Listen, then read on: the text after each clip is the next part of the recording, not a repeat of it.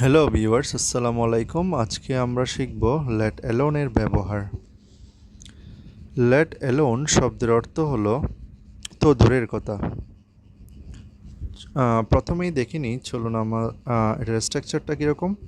প্রথমেই আমাদের সাবজেক্ট দিতে হবে, এরপর দিতে হবে ভার্ব, তারপর ছোট বিষয়, তারপর আমরা লেট অ্যালোন দিব, এরপরে দিব আমরা বড় বিষয়টা।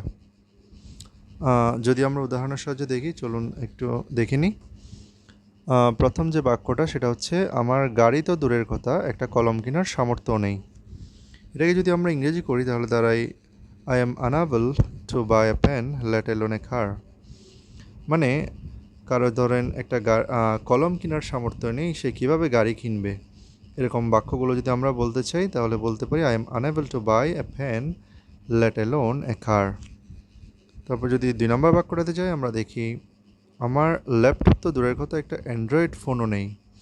এটাকে যদি আমরা ইংরেজি করি তাহলে হয়, I don't have an Android phone late alone a laptop.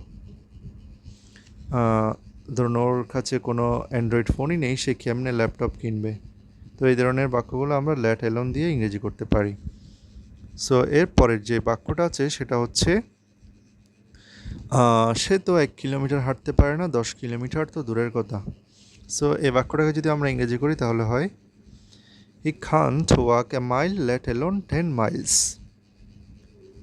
এরপরের বাক্যটা, জয় মোটর সাইকেল তো দূরের কথা, সাইকেলও চালাতে পারে না। ধরেন জয় নামের একজন ছেলে, সে তো সাইকেল চালাতে পারে না, সে কেমনে মোটর সাইকেল চালাবে। এটা যদি আমরা ইংরেজি করি, জয় কান্ট ড্রাইভ এ সাইকেল লেট অ্যালোন এ মোটর সাইকেল। তো আমরা এই ধরনের বাক্যগুলো কিন্তু আমরা লেট অ্যালোন দিয়ে খুব সুন্দর করে ইংরেজি করে ফেলতে পারি। ধন্যবাদ সকলকে।